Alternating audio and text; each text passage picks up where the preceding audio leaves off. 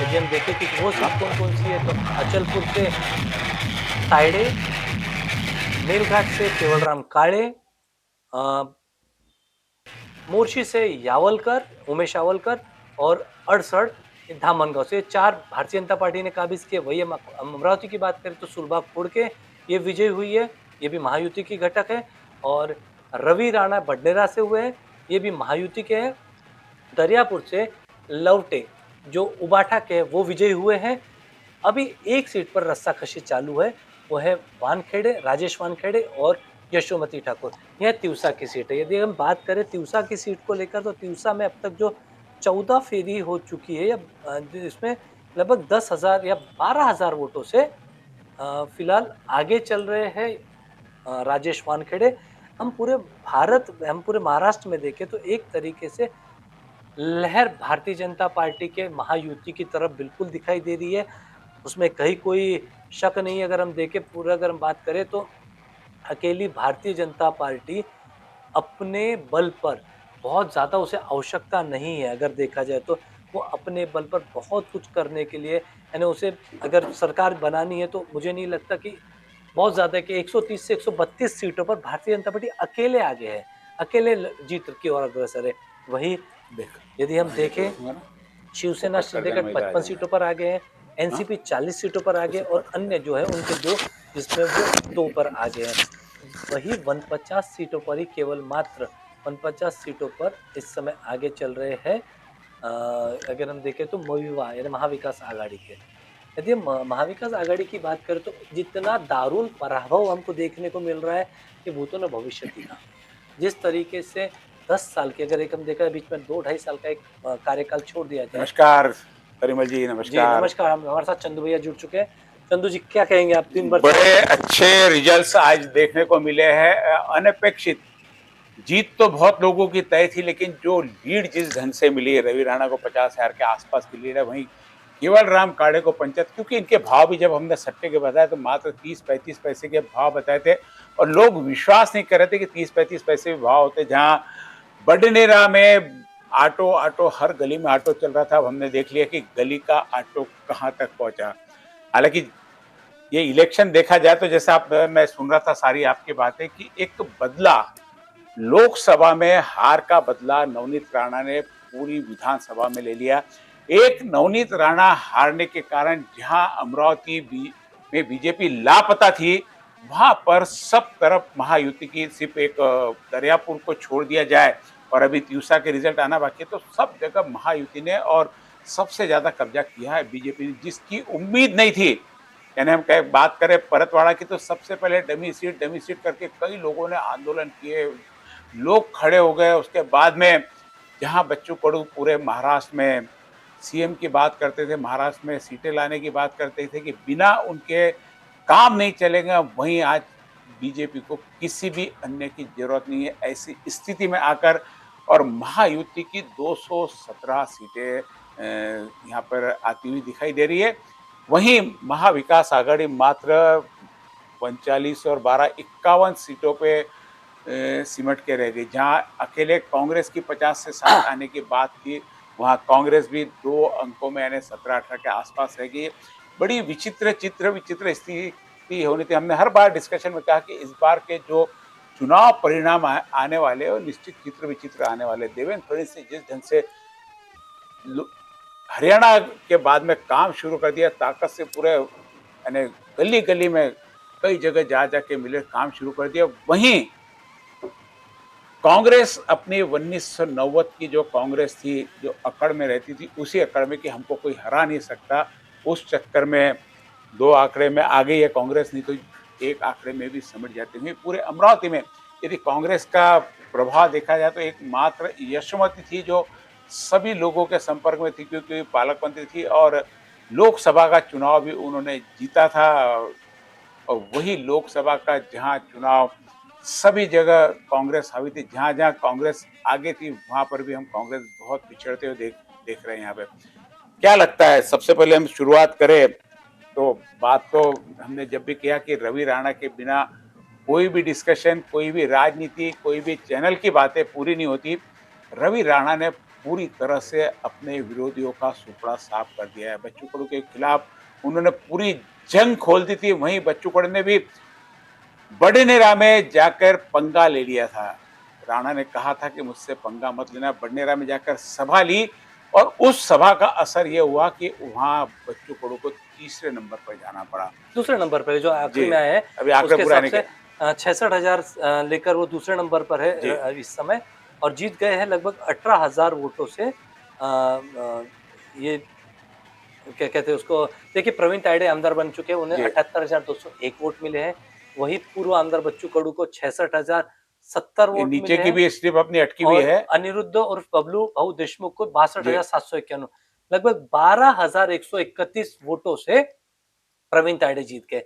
यदि हम बात करें तिवसा में 14 जो राउंड्स पूरे हो चुके जी। हैं, उसमें लगभग 62,704 वोट लेकर राजेश वानखेड़े टॉप पर चल रहा है, और यशोमती ठाकुर 53,498 वोट लेकर, यानी लगभग 9,206 9,000 और वोटों ये से। शुरुआत से पहले ही राउंड से जो लीड बढ़ती गई, धीरे-धीरे ये सारी लीड बढ़ती गई और इस लीड को कवर होने को कहीं पे भी, हालाँकि अभी भी वहाँ के राउंड वहां 23 पे 14 ही राउंड हुए अभी 14 तो, राउंड। और राउंड, लेकिन जिस तरह के लीड, अभी एक बार भी यशोमती ठाकुर वो लीड को कम नहीं कर पाई है, लगातार 100-200 से बढ़ती जा रही है। वहीं हम देख रहे हैं कि अमरावती में महायुति की सुलभा खोड़के ने जिस प्रकार से विजय हासिल की और देशमुख तरीके दिग्गज कांग्रेसी नेता, जहां पर कांग्रेस अपना अमरावती में पूरा गढ़ मानती है, उनको काम करने की ही आवश्यकता नहीं होती क्योंकि एक गट्ठा वोट के भरोसे चुनकर आए थे। उसी गट्ठा वोट ने आज कांग्रेस को उनकी जगह दिखा दी।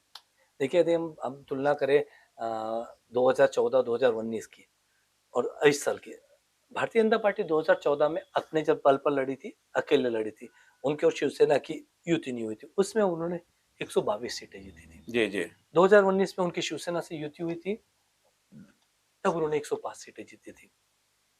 इस बार तो भूतो न भविष्यति, हम 130-132 सीटें देख रहे हैं। जी, वही हम शिवसेना की बात करें, 2014 में जब वो अखंड शिवसेना थी, तब वो उन्होंने अकेले अपने बल पे लड़े थे और 63 जगह पर उन्होंने विजय पाई थी। 2019 में ये इन्होंने एक साथ लड़ने की सोची और वो 41 विजय सीटों पर रहे, और अब तो आप देख रहे हो कि इस जी। समय उनकी क्या हाल है।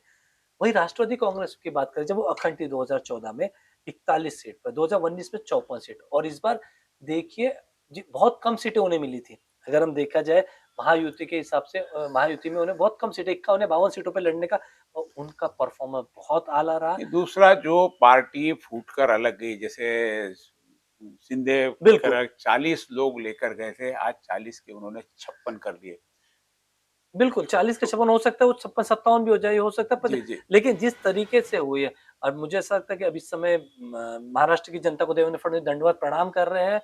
उनकी बाइट चली, वो कह रहे हैं कि 3 बजे अभी उनकी थोड़ी देर में पत्रकार परिषद शुरू होने वाली है। निश्चित रूप से विजय की आशा और जिस ढंग से दिन-रात भाजपा की मेहनत शुरू थी, अब लगता है कि निश्चित रूप से सरकार तो उनकी बन ही गई। अब आगे की जो योजनाएँ जितनी थी, अब लाड़की बहन योजना 1500 से 2100 करना है और कांग्रेस आती तो शायद 3000 होती। क्योंकि देखिए, अगर कांग्रेस पे विश्वास हो, तो मैं बार-बार कहता हूँ, क्योंकि कांग्रेस का पुराना ट्रैक रिकॉर्ड वैसा नहीं जी, है। जी। हम कर्नाटक की बात करें, हम तेलंगाना की बात करें, हम हिमाचल की बात करें, जो कहा वो नहीं किया, और जी। बीजेपी का यही नारा, जो कहा सो किया।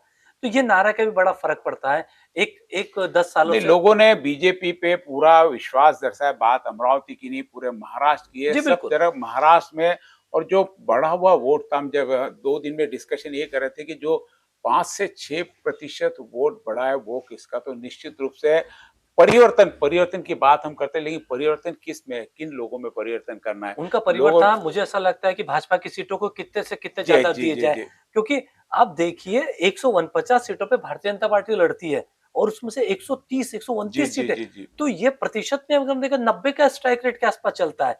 न 85। प्रेस कॉन्फ्रेंस शुरू हो गई है।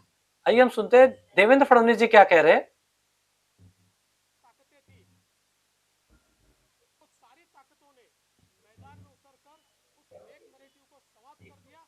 इसलिए उन सभी संगठनों का भी मैं आभार व्यक्त करता हूं जिन्होंने ये करके दिखाया।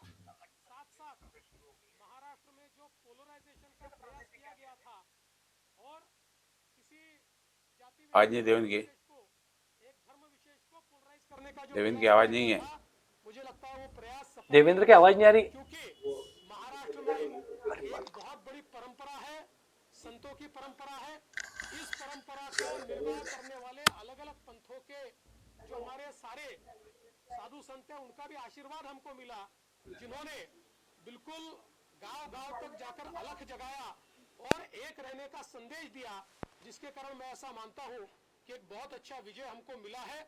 विशेष रूप से हमारे मुख्यमंत्री एकनाथ शिंदे जी, उप मुख्यमंत्री अजित दादा पवार जी, रामदास अठौले जी और हमारे साथ की जितनी छोटी पार्टियां हैं, हम सब लोग एक साथ रहे, एक साथ मिलकर हमने ये काम किया। इसलिए मैं ऐसा मानता हूं कि इस एकता का ये विजय है। जो हमारी महायुति थी, अभेद्य इस प्रकार की महायुति थी, महायुति का ये विजय है, ऐसा मैं मानता हूं। और साथ साथ मैं हमारे प्रधानमंत्री जी का तो आभार व्यक्त करता हूं, उनके कारण ही हमको ये जीत मिली है। लेकिन हमारे देश के गृह मंत्री श्री अमित शाह जी, जिन्होंने महाराष्ट्र में आकर कार्यकर्ताओं में एक ऊर्जा का संचार किया, मैं उनका भी आभार व्यक्त करता हूं। हमारे राष्ट्रीय नेतृत्व हमारे नड्डा जी है, हमारे राजनाथ जी है, हमारे नितिन गडकरी जी है, इनका भी आभार व्यक्त करता हूं। हमारे जो चुनाव के प्रभारी है, हमारे जो महाराष्ट्र से मंत्री है, इन सभी का मैं बहुत दिल से आभार व्यक्त करता हूं कि पूरी पार्टी ताकत से हमारे साथ खड़ी हुई। और सबसे महत्व की बात है, हमारे नेताओं ने, हमारी पार्टी ने केवल बीजेपी की सीटों पर काम नहीं किया, हमारी पार्टी ने सारे के सारे महाराष्ट्र के जितने 288 सीटें थी, हमारे दोस्तों की सीटों पर भी काम किया। और मुझे ऐसा लगता है कि इसके कारण एक बहुत अच्छा यहाँ कार्य संपन्न हुआ। हमारे भूपेंद्र यादव जी, अश्विनी वैष्णव जी, हमारे शिवप्रकाश जी, इनका भी मैं आभार व्यक्त करता हूँ। हमारे यहाँ पर जो हमारे सारे अलग अलग प्रांतों से भी जिन लोगों ने हमको मदद की, उनका भी मैं आभार व्यक्त करता हूँ। हमारे पीयूष जी का मैं आभार व्यक्त करता हूँ, हमारे शिवराज सिंह चौहान जी का भी मैं आभार व्यक्त करता हूँ। मुझे ऐसा लगता है कि एक प्रकार से सामूहिक रूप से हम लोग जब उतरे, तो ये सामूहिक ताकत एक ऐसी ताकत बनी जिसने दिखा दिया कि महाराष्ट्र ये मोदी जी के ही साथ है।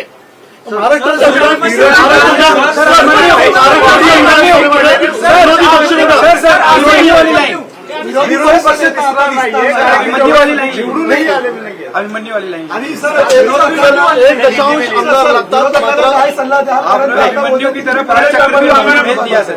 ऐसा है, मैंने पहले ही कहा था कि मैं आधुनिक अभिमन्यु हूँ, चक्रव्यूह को भेदना जानता हूँ। हमने चक्रव्यूह को भेदा है और ये कोई मैं पहले भी कह रहा हूँ, वापस कह रहा हूँ, इस विजय में मेरा बहुत छोटा उसमें मैं समझता हूँ कि सहभाग है। एक ये हमारी जो पूरी टीम है, इस टीम ने इस विजय को लाया है। मला असं वाटतं की कुठल्याही लोकशाहीमध्ये एक चांगला विरोधी पक्ष असणं हे गरजेचं आहे। त्यामुळे जे काही विरोधी पक्षाचे लोक निवडून आलेले आहेत त्यांचा आम्ही सन्मान करू। त्यांचा आवाज छोटा असो की मोठा असो, ते ज्या योग्य गोष्टी सांगतील त्या योग्य गोष्टींवर आम्ही त्यांना प्रतिसाद देऊ। पहले मराठी हो जातो फिर ईव्हीएम पुन्हा कापर फोडतायत, हिंमत असेल तर बॅलेट पेपरवर निवडणुका घ्या, आता असं विरोधक म्हणतायत, काय सांगा? आम्हाला ते माहितीच होतं, जर झारखंडमध्ये झारखंड मुक्ती मोर्चा जिंकला तर तिथलं ईव्हीएम टॅम्पर प्रूफ, परफेक्ट, एकदम जनमताचा कौल, लोकशाहीचा विजय।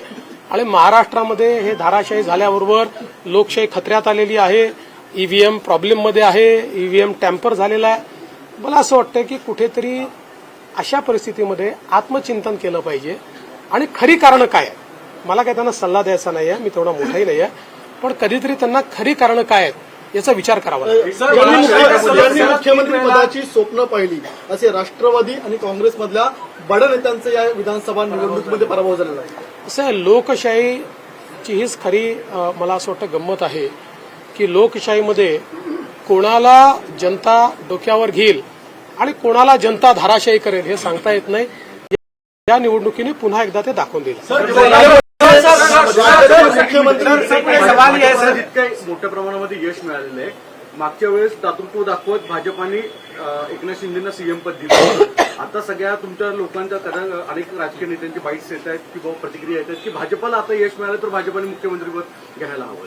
साहेब, या बाबतीत माननीय अमितभाई शहांनी प्रेस कॉन्फरन्समध्ये क्लिअरली सांगितलेलं आहे, मुख्यमंत्रीपद हे कुठल्या निकषावर नाही, मुख्यमंत्रीपद तीनही पक्षाचे नेते एकत्रित बसून ठरवतील. एकनाथराव शिंदेजी त्यांच्या पक्षाचे राष्ट्रीय अध्यक्ष आहेत, अजितदादा त्यांच्या पक्षाचे राष्ट्रीय अध्यक्ष आहेत आणि आमचे जे राष्ट्रीय अध्यक्ष आहेत त्यांना आमचं पार्लमेंटरी बोर्ड हे ऑथराईज करतं. ते बसून जो निर्णय घेतील तो निर्णय असेल. कुठलाही वाद नाहीये, कुठलाही विवाद नाही. सवाल खड़े हो रहे हैं क्योंकि आप लोग देखिए, बड़ी कोई- पार्टी हैं, तो सीएम पद क्या बीजेपी ने खा देना? सीएम पद के ऊपर कोई भी विवाद यहाँ नहीं होने वाला, क्योंकि पहले दिन से ये तय है कि चुनाव जब संपन्न होगा तो चुनाव के बाद तीनों पार्टियां मिलकर इसको तय करेगी. हमारे नेता आदरणीय होम मिनिस्टर साहब ने प्रेस कॉन्फ्रेंस में ये बहुत स्पष्ट शब्दों में बताया है कि चुनाव के बाद तीनों पार्टियां बैठेगी और इसका निर्णय करेगी. अभी मैं ऐसा मानता हूं कि हमारे एकनाथ शिंदे जी उनके पार्टी के अध्यक्ष है, अजित पवार जी उनके पार्टी के अध्यक्ष है और साथ में हमारे पार्टी के जो राष्ट्रीय अध्यक्ष है उनको हमारा पार्लियामेंट्री बोर्ड ऑथराइज करता है. तो ये लोग बैठकर एक उचित निर्णय करेंगे. हमारे वरिष्ठ नेताओं से बातचीत करेंगे, हमारे पार्लियामेंट्री बोर्ड से बातचीत करेंगे. जो निर्णय होगा वो सबको मान्य होगा, इसमें कोई विवाद नहीं.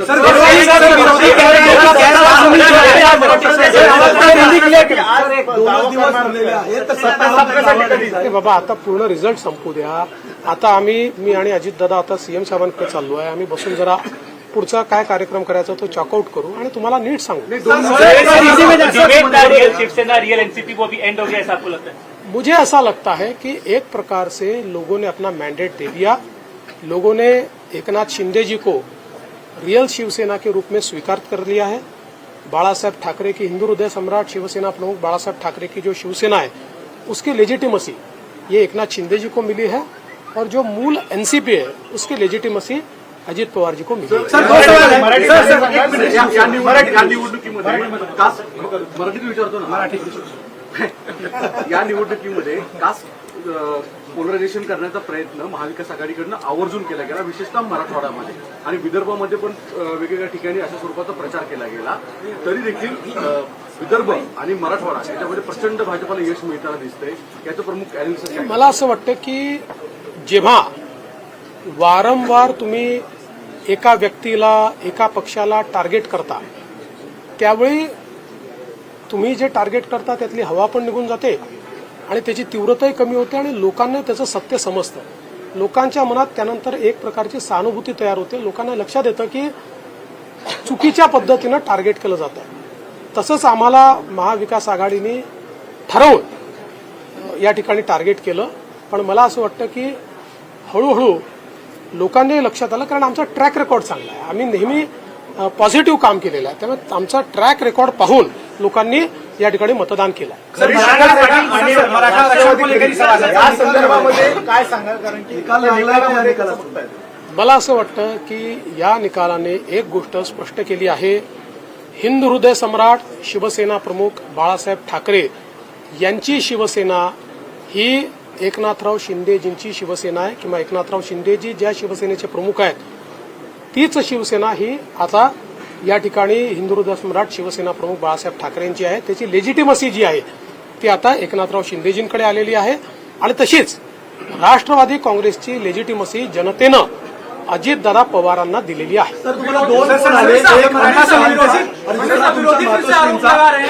बोलणं झालं आईसोबत आणि अमित शहा. आईचा तर फक्त आशीर्वाद घेतलाय, आईने आशीर्वाद दिलाय आणि अमितभाईंनी खूप आनंद व्यक्त केला आणि अमितभाईंनी या ठिकाणी आमचं अभिनंदन देखील केलं. मराठा आरक्षण को लेकर बड़ा मुद्दा बना. इसके बावजूद आपकी पार्टी बड़ी जीत यहाँ पर हासिल करी. आपके ऊपर चूंकि एक तरह से आरोप हुआ, आपको अभद्र शब्दों में आपके खिलाफ जो है आलोचना करी गई, क्या ये उस वजह से मराठा आरक्षण का जो एक आंदोलन था वो फेल हुआ और जो मैंडेट था वो अब कहीं ना कहीं आप लोगों के? देखिए, मैंने इससे पहले भी कहा था कि लोकसभा के चुनाव में हमको 43.6% मिले थे, उनको 43.9% मिले थे.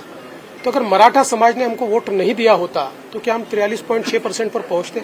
मराठा समाज हमारे साथ था, है और रहेगा. ओबीसी समाज हमारे साथ था, है और रहेगा. सारे समाज. आज आप जब इसको डिसाइफर करेंगे, जब आप इसका विश्लेषण करेंगे तो आपके ध्यान में आएगा कि सब समाज हमारे साथ में. देखिए, हर समाज की अपनी इच्छाएं होती है, आकांक्षाएं होती है, लेकिन उनको ये भी पता होता है कि अपनी आकांक्षाएं पूर्ण करने के लिए प्रामाणिकता से काम कौन कर सकता है. तो लोगों का विश्वास हम पर. सर, 2019ला आठवतं की वर्षावर एक प्रेस झाली होती आणि त्यानंतर शरद पवारांनी तेल लावलेला पैलवान हे वाक्य बोललं होतं आणि तुमचं आलेलं माइंडेड गव्हर्नमेंट पाडलं गेलं होतं कालांतराने. त्याचा तुम्ही बदला घेतला आहे का आता? आणि तेल लावलेला पैलवान कुठलाही बदला मी घेतलेला नाही. राजकारणामध्ये जनता ठरवते कोण जिंकेल कोण हरेल. कधी कधी एखाद्या गोष्टीचा नापसंती ही जनता कळवते. त्यामुळे यातनं जनतेने कदाचित नापसंती कळवली असेल आणि आमच्या बाबतीत पसंती कळवली असेल. मला असं वाटतं की याला वेगळ्या पद्धतीने पाहण्याचं कारण नाही. आणि नंबर्स काय आहे याच्या आधारावर मी विरोधी पक्षाचं मूल्यमापन करणार. सर, चाणक्य नीतीवरतून जी चर्चा सुरू झालेली आहे, महाराष्ट्र चाणक्य म्हणून शरद पवारांचा उल्लेख वारंवार केला जायचा, आता महाराष्ट्र चाणक्य बदलला आहे. बदलला असेल तर मला माहीत नाही. फक्त मी एवढंच सांगू शकतो की मी तरी चाणक्य वगैरे काही नाही. मी भारतीय जनता पक्षाचा साधा कार्यकर्ता आहे. माझा पक्ष मला ताकद देतो, माझ्या पाठीशी उभा राहतो, म्हणून मला हे सगळं करता येतं. आमच्या पक्षातले जे वेगवेगळे नेते आहेत हे सगळे नेते माझं नेतृत्व मान्य करतात, म्हणून मला पुढे जाता येतं. त्याच्यामुळे चाणक्य वगैरे नाही. म्हणून सांगितलं हे जे काही आम्ही जिंकलो आहे ही एकत्रित भारतीय जनता पक्षाचा हा विजय आहे. याच्यात देवेंद्र फडणवीसचं कॉन्ट्रीब्युशन हे फार लहान आहे. गैरकानूनी जीत कह रही है. संजय राउत ने स्टेटमेंट दिया है कि गैरकानूनी जीत है. इस जीत को नहीं मानते क्योंकि जनता आप लोग के खिलाफ थी. और सर, और इसी से एक सवाल इसी पे कंटिन्यू कर लेता हूं सर. क्या देवेंद्र फडणवीस के रूप में समंदर वापस आ गया है? जो लोग घर किनारे पे बसाए थे बह जाएंगे?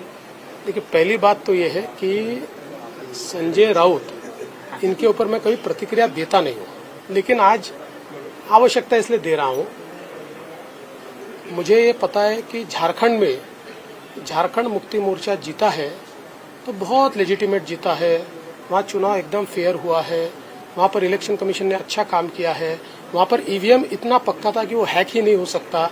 वहाँ लोकतंत्र का विजय हुआ है. और महाराष्ट्र में अगर हमको लैंडस्लाइड विक्ट्री मिली है तो इलेक्शन कमीशन भी बायस हो गया है.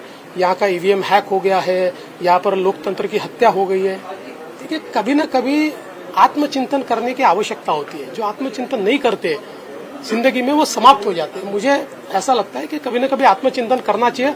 और इस प्रकार से वो बात करेंगे तो क्या लोगों का विश्वास बैठेगा? चलो, थैंक यू. सर, एक फोटो सर,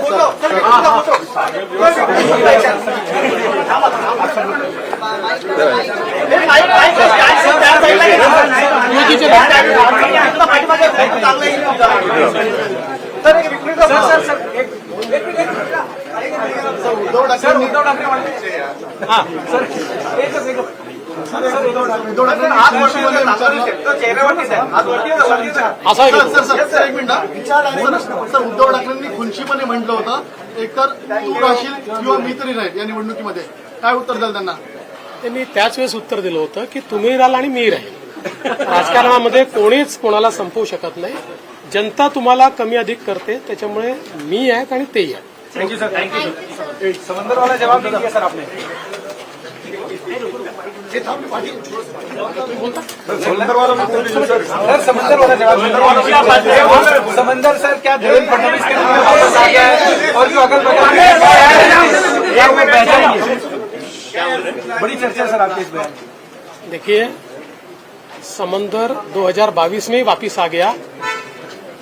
अभी हम सब लोग मिलकर यहाँ पर सरकार स्थापन करने वाले हैं. इसलिए मुझे लगता है कि कोई अब इसमें बहुत शेरो शायरी करने की आवश्यकता नहीं है. मैं एक गोष्ट मला या निमित्ताने सांगायची आहे जी निश्चितपणे सांगितली पाहिजे की आमचे अध्यक्ष चंद्रशेखर बावनकुळे यांच्या नेतृत्वात गेल्या 2 वर्षात पार्टीने खालपर्यंत जे कार्यक्रम राबवले त्यामुळे पूर्ण पार्टी जिवंत झाली आणि पार्टीच्या कार्यकर्त्यांनी ही निवडणूक अंगावर घेतली. आणि म्हणून मी बावनकुळेजी आणि आमच्या पार्टीच्या कार्यकर्त्यांचे मनापासून आभार मानतो. मैं हमारे अध्यक्ष चंद्रशेखर बावनकुळे जी और पार्टी के सभी कार्यकर्ताओं का आभार व्यक्त करना चाहता हूं. इन कार्यकर्ताओं ने हमारे बावनकुळे जी के नेतृत्व में पिछले 2 साल लगातार नीचे तक जाकर पार्टी को प्रस्थापित किया. पार्टी के कार्यक्रम उन्होंने वहां पर संपन्न किए और उसके कारण पार्टी में एक नई जान आई.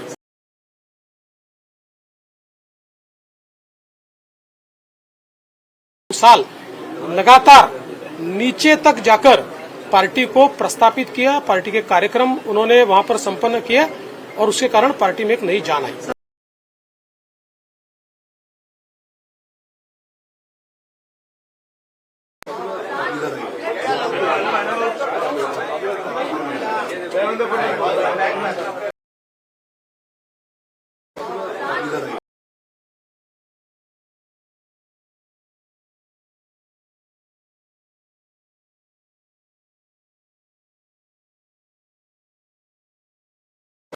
इधर है।